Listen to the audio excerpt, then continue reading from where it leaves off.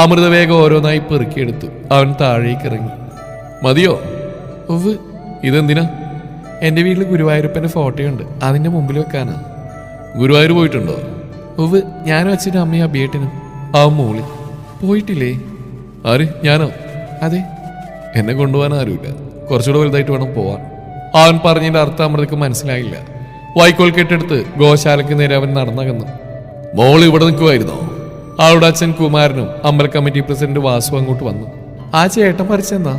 കയ്യിലെ പൂക്കൾ കണ്ട് വഴക്കിട്ടുമോ എന്ന പേടിയുടെ അമൃത പറഞ്ഞു. ഏതാ വാസുവേട്ടാ പയ്യൻ? ഞാൻ കുറച്ചു ദിവസമായിട്ട് ഇവിടെ കാണുന്നു. അത് നമ്മുടെ വേണുവിന്റെ മോനാ, ഗിരി. അവൻ ഇത്രയും വലുതായോ? കുമാരൻ അത്ഭുതപ്പെട്ടു. ആ, 10ാം ക്ലാസ്സിൽ പഠിക്കുക. എന്തെങ്കിലും ജോലി വരുമെന്ന് ചോദിച്ചപ്പോൾ തള്ളിക്കളയാൻ തോന്നിയില്ല. ഇവിടെ പശുക്കളെ കുളിപ്പിക്കാനും അതുങ്ങൾക്ക് തീറ്റ കൊടുക്കാനും ഗോശാല വൃത്തിയാക്കാനെല്ലാം അവൻ സഹായിക്കും. ആഹാ, മിടുക്കനാണല്ലോ. അതുമാത്രമല്ല, ഇന്നലെ ഭജനക്ക് പ്രദീപൻ സ്വാമി പാടിയ പാട്ടില്ലേ, അത് ഇവൻ എഴുതിയതാ.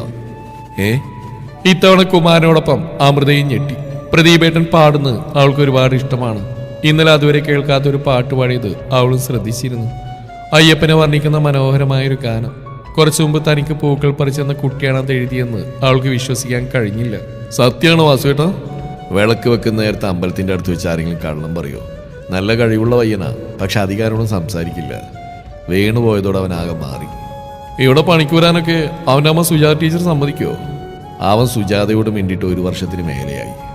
അത്രയും പറഞ്ഞപ്പോഴാണ് വാസു അമൃതയെല്ലാം കേട്ടിരിക്കാൻ ശ്രദ്ധിച്ച്. മോൾ അപ്പുറത്തേക്ക് പോയിക്കോ, ഭജന തുടങ്ങാറായില്ലേ? അവൾ അനുസരിച്ചു. കുറച്ചു ദൂരം ചെന്ന് തിരിഞ്ഞു നോക്കി അവൾ കണ്ടത് അച്ഛനും വാസുവേട്ടനും ഗൗരവത്തിൽ സംസാരിക്കുന്നതാണ്. എന്നാലും 1 വർഷത്തിലധികമായി എന്തുകൊണ്ടാവും ഗിരിയേട്ടൻ സ്വന്തം അമ്മയോട് മിണ്ടാത്ത്? ഗിരിയേട്ടൻ്റെ അമ്മ ടീച്ചറാണ്. ഞാൻ പഠിക്കുന്ന ഇവിടുത്തെ UP സ്കൂളൊന്നും സുജാത എന്നൊരു ടീച്ചറില്ല. പിന്നെ അതാരാണ്? എന്നാലും അമ്മയോട് ഇത്രയും നാളൊക്കെ മിണ്ടാതിരിക്കാൻ പറ്റുമോ? എത്ര വാശി പിടിച്ചാലും തൻ്റെ അമ്മയോട് 5 മിനിറ്റിൽ കൂടുതൽ മിണ്ടാതിരിക്കാൻ അവൾക്ക് കഴിയുമായിരുന്നില്ല. എന്തായാലും അവനോട് കൂട്ടുകൂടണമെന്നും അമ്മയോട് മിണ്ടാത്തതിൻ്റെ കാരണം അറിയണമെന്നും അമൃത ഉറപ്പിച്ചു. അന്നത്തെ ഭജനയിലും പ്രദീപൻ സ്വാമി ഗിരി എഴുതിയ അയ്യപ്പസ്തുതി പാടി. അമൃത സ്വയം മറന്ന് അതിൽ ലയിച്ചു നിന്നു. രാത്രിയെല്ലാം കഴിഞ്ഞ് വീട്ടിലെത്തിയിട്ടും മനസ്സ് നിറയെ ഗിരിയുടെ രൂപമായിരുന്നു. അടുത്ത ദിവസം വൈകിട്ട് അവൾ അവനെ തേടി ഗോശാലയുടെ അടുത്ത് ചെന്നു. അവൻ പശുക്കളോട് എന്തോ സംസാരിക്കുകയായിരുന്നു. അമൃതയെ കണ്ടതും അവൻ ചിരിച്ചു. എന്തേ? ഏട്ടൻ എഴുതിയ പാട്ട് നന്നായിട്ടുണ്ട് കേട്ടോ. അതിന് മറുപടി ചിരിയായിരുന്നു. ഗിരി എന്നാണല്ലേ പേര്? അതെ. എൻ്റെ പേര് അമൃത. അറിയാം, കുമാരേട്ടൻ്റെ മോളല്ലേ? അവൾ തലയാട്ടി. നിങ്ങളുടെ വീടിനടുത്ത് ഞാൻ ക്രിക്കറ്റ് കളിക്കാൻ വന്നിട്ടുണ്ട്. അഭിഷേക് അമൃതയുടെ ഏട്ടനല്ലേ? ഏട്ടനറിയോ?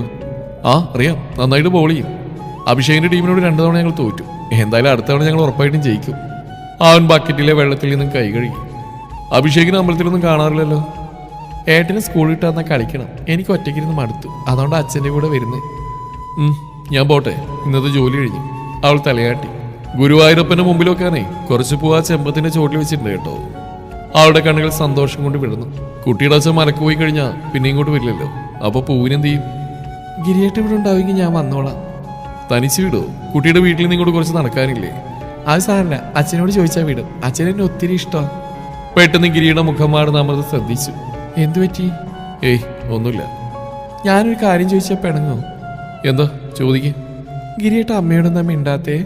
അവൻ മറുപടി നൽകാതെ കുഞ്ഞ ശിരസുമായി മുന്നോട്ട് നടന്നു. അതെ, പറയാൻ ബുദ്ധിമുട്ടാണെങ്കിൽ വേണ്ട കേട്ടോ. നമ്മൾ തമ്മിൽ കൂട്ടലെന്ന് കരുതി ചോദിച്ചാ. അവൻ തിരിഞ്ഞു നിന്നു. പിന്നെ അവിടെ അടുത്തേക്ക് വന്നു. ബുദ്ധിമുട്ടല്ല, പറഞ്ഞാൽ മനസ്സിലാവുള്ള പ്രായം കുട്ടിക്കില്ല. ഞാൻ കുട്ടിയൊന്നുമല്ല, 5ാം ക്ലാസ്സിലെത്തി. അവൾ മുഖം വീർപ്പിച്ചു. പിന്നെ എൻ്റെ പേര് കുട്ടിയെന്നല്ല, അമൃത. എല്ലാവരും അമ്മൂന്ന് വിളിക്കും. ശരി, അമ്മ ഒരു 10ാം ക്ലാസ്സിലെത്തട്ടെ, അപ്പൊ ഞാൻ പറഞ്ഞുതരാം. അതൊരു അമ്മയോട് മിണ്ടില്ലേ? ഇല്ല. എന്നാ എന്നോട് മിണ്ടണ്ട. എനിക്ക് ഗിരിയേട്ടൻ്റെ പൂവും വേണ്ട, പൊക്കോ. ദേഷ്യത്തോടെ ഗോശാലയുടെ പടിയിലിരുന്നു. ഹാ, പിണങ്ങല്ലേ? അമൃത അവനെ നോക്കിയില്ല. അമ്മു, എന്താ? കാരണം പിണക്കം മാറുമോ? ആ, എങ്കിൽ പറയാം. അമ്മുവിന് അച്ഛനെ എത്രയ്ക്ക് ഇഷ്ടമാണ്? ഒരുപാട്. അവൾ കൈകൾ ഇരുവശത്തേക്കും പരമാവധി വിടർത്തി. എനിക്കും അതുപോലെ ഒരുപാട് ഇഷ്ടമായിരുന്നു അച്ഛനെ. ഒരുപാട്. എൻ്റെ അച്ഛൻ മരിക്കാൻ കാരണം അമ്മയാണ്. അതോടാ മിണ്ടാത്തത്. ഞാൻ ചാവുന്നവരെ മിണ്ടിയില്ല. അമൃത വിറങ്ങലിച്ചിരിക്കുകയാണ്. എനിക്കാരും എന്നോട് ചോദിക്കരുത് കേട്ടോ, എനിക്ക് സങ്കടാവും. ഒലിച്ചിറങ്ങിയ കണ്ണുനീർ ഷർട്ടിൽ തുടച്ച് അവൻ വേഗത്തിൽ നടന്നകന്നു. അമൃത അതേ ഇരിപ്പ് തുടർന്നു ഏറെ നേരം. പതിവ് പോലെ രാത്രി 8 മണിക്ക് ഗിരി വീട്ടിലെത്തിയപ്പോൾ സുജാത ഉമ്മറത്തിരുന്ന് എന്തോ വായിക്കുകയായിരുന്നു. കാൽ പെരുമാറ്റം കേട്ട് അവർ തല ഉയർത്തി നോക്കി. ഗിരി സുജാതയെ ശ്രദ്ധിക്കാതെ അകത്തേക്ക് നടന്നു. കുളിമുറിയിൽ കയറി അന്ന് ഉപയോഗിച്ച വസ്ത്രങ്ങൾ കഴുകി വിരിച്ച് കുളിച്ചു. അടുക്കളയിൽ ചെന്നപ്പോൾ മേശപ്പുറത്ത് ആഹാരം വിളമ്പി വെച്ചിട്ടുണ്ട്. അതെടുത്ത് കഴിച്ചുകൊണ്ടിരിക്കവേ സുജാത അവിടേക്ക് വന്നു. +1 അഡ്മിഷൻ നോക്കുന്നില്ലേ? നിന്റെ കൂട്ടുകാരൊക്കെ എന്റെ സ്കൂളാ ചേരുന്നത്. അവർ സുജാതയെ ഗൗനിച്ചതേയില്ല. ഇനി ഞാൻ അവിടെ ഉള്ളതുകൊണ്ടാണെങ്കിൽ വേറെ വല്ല സ്കൂളിലും കൊടുക്ക്, വൈകി അഡ്മിഷൻ കിട്ടില്ല. അവൻ കഴിച്ചു മതിയാക്കി എഴുന്നേറ്റ് പാത്രം കഴുകി കമിഴ്ത്തി വെച്ചു. പിന്നെ പോക്കറ്റിൽ നിന്ന് ഏതാനും കറൻസിയും നാണയത്തൊട്ടുകൾ മേശപ്പുറത്തേക്ക് ഇട്ട് മുറിയിൽ കയറി വാതിൽ വലിച്ചടച്ചു. സുജാത തളർച്ചയോടെ കസേരയിലിരുന്നു. തന്നോടുള്ള പ്രതിഷേധമാണിത്. ഈ വീട്ടിൽ നിന്ന് ആഹാരം കഴിക്കുന്നതിന്റെ പൈസ അവൻ പല ജോലികളും ചെയ്തുകൊണ്ടുവന്ന് മുഖത്തേക്ക് വലിച്ചെറിയുന്ന പോലെ ഇവിടേക്ക് ഇടും. ഇത് 3ാമത്തെ വർഷമാണ് സ്വന്തം മകൻ അമ്മയോടൊരു വാക്ക് പോലും സംസാരിച്ചിട്ട്. അവന്റെ മനസ്സ് മാറ്റാൻ അയൽക്കാരും മറ്റും കുറെ ശ്രമിച്ചതാണ്. സൈനുത്ത, ഞാൻ ഈ വീട്ടിൽ താമസിക്കുന്നേ ഇതെന്റെ അച്ഛൻ കഷ്ടപ്പെട്ട് പണിയിച്ചായതുകൊണ്ടാ. ഇവിടുന്ന് ഇറങ്ങിപ്പോയ അച്ഛന് സങ്കടാവും. ദയവ് ചെയ്ത് ഇക്കാര്യം ഇനി പറയരുത്. തീരെ നിവൃത്തിയില്ലാവെന്നാ ഞാനെങ്ങോട്ടേലും പോയി ചാവും. തൊട്ടടുത്ത വീട്ടിലെ സൈനബയോട് ഗിരി പറയുന്ന സുജാത കേട്ടതാണ്. അതൊരു കൗമാരക്കാരന്റെ അപക്വമായ വാക്കുകളായിരുന്നില്ല, തികച്ചും ഉറച്ച തീരുമാനമായിരുന്നു. അതിനുശേഷം ആരോനും ഉപദേശിക്കാൻ ചെന്നിട്ടില്ല. പക്ഷേ സുജാത ഗിരിയുടെ ഓരോ ചലനങ്ങളും നിരീക്ഷിച്ചു. അമൃതത്തിലെ പുറംപണികൾക്കും വെളിച്ചെണ്ണ മില്ലിലെ സഹായിയായും രാമൻ മേസ്ത്രിയുടെ കൂടെ കൂലിപ്പണിക്കും പത്രമിടാനും മരം വെട്ടുകാരുടെ കൂടെയൊക്കെ അവൻ പോകുന്നവരറിഞ്ഞിരുന്നു. ടൗണിലെ സ്കൂൾ ടീച്ചറായ സുജാതയുടെ മകൻ പഠനത്തേക്കാൾ പ്രാധാന്യം ചെറുപ്രായത്തിൽ തന്നെ ജോലി ചെയ്ത് കാശുണ്ടാക്കുന്നതിന് കൊടുക്കുന്നത് അവരെ സംബന്ധിച്ചിടത്തോളം നാണക്കേടായിരുന്നെങ്കിലും അത് അവനോട് പറയുന്നവന്റെ മനസ്സിൽ തന്നെ ഉള്ള വെറുപ്പ് കൂട്ടാൻ മാത്രമേ ഉപകരിക്കൂ എന്നവർക്ക് നന്നായിട്ട് അറിയാം. കിട്ടുന്ന സമയങ്ങളിലൊക്കെ പണിക്ക് പോവെങ്കിലും SSLC പരീക്ഷയിൽ അത്യാവശ്യം നല്ല മാർക്കോടെയാണ് ഗിരി പാസ്സായത്. അതിനുശേഷം എന്തെന്ന ചോദ്യത്തിന് ഉത്തരമായിട്ടാണ് ഇപ്പോൾ വാതിൽ അവൻ കൊട്ടിയടച്ചത്. അവനൊരു ദീർഘനിശ്വാസത്തോടെ പുസ്തക വായന തുടർന്നു. ഇതേ സമയം ഗിരി മുറിയിലെ കട്ടിൽ ചാരി കിടക്കുകയായിരുന്നു. അച്ഛന്റെ പഴയ റേഡിയോ അവന്റെ മടിയിലുണ്ട്. അവനതിൽ പതിയെ തലോടി. ഈ റേഡിയോ ട്യൂൺ ചെയ്തുകൊണ്ട് ഉമ്മറത്ത് അച്ഛനുണ്ടായിരുന്നെങ്കിലും അവൻ കൊതിച്ചു. സാധാരണ ആൺമക്കൾക്ക് അമ്മയോടാണ് അടുപ്പ് കൂടുതൽ ഉണ്ടാവാറെങ്കിലും ഗിരിക്ക് നേരെ തിരിച്ചാണ്. അച്ഛനായിരുന്നു അവന്റെ ലോകം. അവന്റെ ഏത് സംശയങ്ങൾക്ക് ഉത്തരം അച്ഛന്റെ കയ്യിൽ ഉണ്ടാവാറുണ്ട്. അവനിൽ എഴുത്തുകാരനെ തിരിച്ചറിഞ്ഞും പ്രോത്സാഹിപ്പിച്ചതും അച്ഛനായിരുന്നു. മകനെന്നതിലുപരി ഒരു ആത്മസുഹൃത്തായിട്ടാണ് അദ്ദേഹം ഗിരിയെ പരിഗണിച്ചത്. കാണാൻ അത്ര സുന്ദരനുമൊന്നുമില്ലാത്ത വേണുവും സുന്ദരിയായ സുജാതയും പ്രണയിച്ച് കല്യാണം കഴിച്ചവരായിരുന്നു. അതോടെ ബന്ധുക്കൾ ശത്രുക്കളായി. സാമ്പത്തികമായി വളരെ താഴ്ന്നിലയിലായിരുന്ന കുടുംബത്തിലെ പെണ്ണിനെ തൊലിവെളുപ്പ് കണ്ടിട്ട് കെട്ടിയതാണെന്നായിരുന്നു അയാളുടെ വീട്ടുകാർ പറഞ്ഞു നടന്നിരുന്നത്. അച്ഛൻ തുടങ്ങിയ മലഞ്ചരക്ക് വ്യാപാരം നോക്കി നടത്തുകയായിരുന്ന വേണുവിനെ എല്ലാവരും ചേർന്ന് പടിയടച്ച് പിണ്ടും വെച്ചു. മറ്റെവിടെയും നല്ലൊരു ജോലി അയാൾക്ക് കിട്ടാതിരിക്കാനും ഏട്ടന്മാർ പരമാവധി ശ്രമിച്ചു.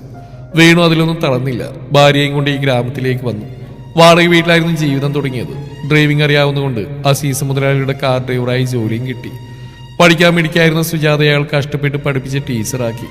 ജോലിയിൽ പ്രവേശിച്ച് 1.5 വർഷം കഴിഞ്ഞപ്പോഴാണ് സുജാത ഗിരിക്ക് ജന്മം നൽകിയത്. പ്രതിബന്ധങ്ങളെ തരണം ചെയ്ത് വിജയിച്ച കൊച്ചു കുടുംബം. കേസ് നടത്തി വേണു തനിക്ക് അവകാശപ്പെട്ട് സ്വത്ത് നേടിയെടുത്തിരുന്നു. അത് വിറ്റ കാശിന് ആ ഗ്രാമത്തിൽ വീട് വെച്ചു. സുജാത ജോലിക്ക് പോയി തുടങ്ങിയതോടെ ജീവിതം കുറച്ചുകൂടി മെച്ചപ്പെട്ടു. അമ്മ വീട്ടിലും തനി ടീച്ചറാണെന്ന് ഗിരിക്ക് തോന്നാറുണ്ട്. അവർക്ക് എല്ലാത്തിനും അടുക്കും ചിട്ടയും വേണം. ടൈം ടേബിൾ അനുസരിച്ചുള്ള ജീവിതത്തിനോട് വേണുവിന് താല്പര്യം ഉണ്ടായിരുന്നില്ല. ആ പേരിലായിരുന്നു അവർക്കിടയിൽ പ്രശ്നങ്ങൾ ആരംഭിച്ച്. പ്രണയത്തിന്റെ തീവ്രതയൊക്കെ നഷ്ടപ്പെട്ട് കലഹങ്ങൾ പതിവായി. കളിച്ചിറക്കാൻ കൊതിക്കുന്ന ഗിരിയെ പുസ്തകത്തിന്റെ മുമ്പിലേക്ക് സുജാത പിടിച്ചിരുത്താൻ ശ്രമിക്കുമ്പോൾ വേണു രക്ഷയ്ക്കെത്തും. IAS-നൊന്നല്ലല്ലോ പഠിക്കുന്നത്. ഇച്ചിരി നേരം കളിച്ചെന്ന് വെച്ചൊന്നും സംഭവിക്കില്ല. അതെ, എന്നിട്ട് നിങ്ങളെപ്പോലെ ഡ്രൈവർ ആവാനാണോ? അതെന്താണ് നിനക്ക് ഡ്രൈവർ പണിയോട് ഒരു പുച്ഛം? നിനക്ക് ഈ ഉദ്യോഗം കിട്ടിയതേ ഞാൻ പണിയെടുത്തോണ്ടാ. എന്ന് ആര് പറഞ്ഞു? ഞാൻ രാവുമ്പായാലും ഉറക്കളിച്ച് പഠിച്ചിട്ടാ എനിക്ക് ജോലി കിട്ടിയത്. പിന്നീട് അങ്ങോട്ട് കണക്ക് പറച്ചിലുകൾ പരസ്പരം തുടങ്ങും. അതൊരു പൊട്ടിത്തെറിയിൽ ചെന്ന് അവസാനിക്കും. ഗിരി പേടിയോടെ വീടിന്റെ ഏതെങ്കിലും ഒരു മൂലയിൽ ചെന്ന് കണ്ണടച്ചിരിക്കും. ആദ്യമൊക്കെ വല്ലപ്പോഴും മാത്രമുണ്ടായിരുന്ന വഴക്ക് മിക്കവാറും എല്ലാ ദിവസവും ആവർത്തിച്ചു. ഗിരി അത് മാനസികമായി ബാധിക്കുന്നുണ്ടെന്ന് തിരിച്ചറിഞ്ഞ വേണു പിന്നീട് സുജാത ദേഷ്യപ്പെടുമ്പോൾ നിശബ്ദമായി കേട്ടു തുടങ്ങി. പക്ഷെ ആ തിരിച്ചറിവ് സുജാതക്കുണ്ടായില്ല. തൊട്ടതിനും പിടിച്ചതിനും അച്ഛനെ കുറ്റപ്പെടുത്തുന്ന പരിഹസിക്കുന്ന അമ്മയോട് ഗിരിക്ക് വെറുപ്പ് തോന്നി. ഒരപകടം പറ്റി വേണു കുറച്ചുനാൾ ജോലിക്ക് പോയിരുന്നില്ല. ആ സമയത്ത് ഭാര്യയുടെ ചിലവ് ജീവിക്കേണ്ടി വന്നതിൽ അയാൾക്ക് നല്ല സങ്കടം ഉണ്ടായിരുന്നു. വയ്യാഞ്ഞിട്ടും അയാൾ വണ്ടി ഓടിക്കാൻ പോയി. അസുഖം കൂടുതലായി. നിങ്ങൾക്ക് അടങ്ങിയിരുന്നാലെന്താ? ഹോസ്പിറ്റലിൽ നിന്ന് തിരിച്ചെത്തിയ ദിവസം സുജാത അലകുന്ന പോലെ ചോദിച്ചു. ഗിരി അന്ന് 9ാം ക്ലാസ്സിലാണ്. എന്നെ തോൽപ്പിക്കാൻ വേണ്ടി അല്ലേ? എന്നിട്ടിപ്പോ എന്തായി? എന്റെ കയ്യിരുന്ന കാശ് മൊത്തം തീർന്നു. എന്ത് കണ്ടിട്ട് ഈ അഹങ്കാരം? കിടപ്പിലായ നോക്കാനേ നിങ്ങളുടെ വീട്ടുകാരൊന്നും വരില്ല, ഞാൻ മാത്രമേ ഉണ്ടാവൂ. വെറുതെ ആളുകളെ കൊണ്ട് പറയിപ്പിക്കാൻ. നിങ്ങളുടെ ഈ സ്വഭാവം കണ്ടിട്ടാ മോനും പഠിക്കുന്നത്. വേണു എന്നത്തെയും പോലെ നിശബ്ദനായി എല്ലാം കേട്ടിരുന്നു. എന്റെ തലയിലെഴുത്ത് ഏത് നേരത്തെ തോന്നിയാണോ ദൈവമേ ഇങ്ങോട്ട് കൂടെ ഇറങ്ങി വരാൻ? പതിവിന് വിപരീതമായി വേണു അന്ന് സുജാതയെ നോക്കിയൊന്ന് ചിരിച്ചു. ഈറനണിഞ്ഞ അയാളുടെ കണ്ണുകളിൽ പറയാൻ ആഗ്രഹിച്ച എന്തൊക്കെയോ ഉണ്ടായിരുന്നു. രാത്രി കിടന്നിട്ടും സുജാതയുടെ പിറുപിറുക്കലുകൾ നിർത്തിയിരുന്നില്ല. ഗിരിയുടെ മുറിയിലാണ് വേണു ഒന്ന് കിടന്ന്. അച്ഛാ, എന്താ മോനെ? വിഷമിക്കണ്ട, എനിക്കൊരു ജോലി കിട്ടിയ അച്ഛനെ ഞാൻ നോക്കിക്കോളാം. അയാൾ സ്നേഹത്തോടെ അവനെ നെറ്റിയിൽ ഉമ്മ വെച്ചു. നന്നായി പഠിക്കണം കേട്ടോ, ഇല്ലെങ്കിൽ അച്ഛനെ പോലെയാവും. മോൻ തോൽക്കരുത് എവിടെയും. അയാളുടെ വാക്കുകൾ ഇടറിയിരുന്നു. ഗിരി അച്ഛനെ കെട്ടിപ്പിടിച്ചു. ആ ശരീരം ഇടയ്ക്കിടെ വിറക്കുന്നത് കരയുന്നുകൊണ്ടാണെന്ന് അവന് മനസ്സിലായി. പിറ്റേന്ന് രാവിലെ ഗിരി എഴുന്നേറ്റ് സ്കൂളിൽ പോകാൻ റെഡിയായപ്പോഴും വേണു നല്ല ഉറക്കമായിരുന്നു. സുജാത ജോലിക്ക് പോയി കഴിഞ്ഞു. രണ്ടാൾക്കുള്ള ഭക്ഷണവും ഗിരിക്ക് പോകാനുള്ള ലഞ്ച് ബോക്സും മേശപ്പുറത്ത് ഇരിപ്പുണ്ട്. അതിനടുത്ത് വേണുവിന് കഴിക്കാനുള്ള മരുന്നുകളും. അവൻ ലഞ്ച് ബോക്സ് ബാഗിലിട്ട് മുറിയിലേക്ക് ചെന്നു. അച്ഛാ, ഞാൻ പോവാ. മറുപടിയില്ല.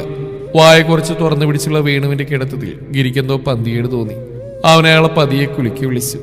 അച്ഛാ, എണീക്ക്. പ്രതികരണമില്ല. അച്ഛനും പതിവില്ലാത്ത തണുപ്പ്. അച്ഛാ! ഗിരിയുടെ കരച്ചിൽ ഉറക്കെയായി. അയൽക്കാരതിയിട്ട് ഓടിയെത്തി. ഡ്രൈവർ വേണുവിന്റെ മരണവാർത്ത നാട്ടിലെങ്ങും പരക്കാൻ അധിക സമയം വേണ്ടി വന്നില്ല.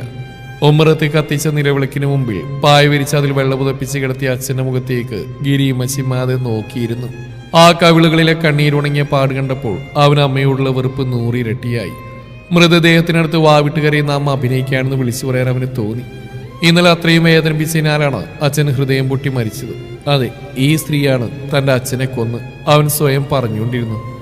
വേണുവിന്റെ ചിത കത്തിയമർന്നതോടെ ആളുകൾ ഭൂരിഭാഗവും പിരിഞ്ഞുപോയി. ഗിരി ഹാളിൽ ഇരിക്കുകയാണ്. അടുത്ത വീട്ടിലെ സൈനബ് ഒരു ഗ്ലാസ് കട്ടൻ ചായയുമായി അവന്റെ അരികിലേക്ക് വന്നു.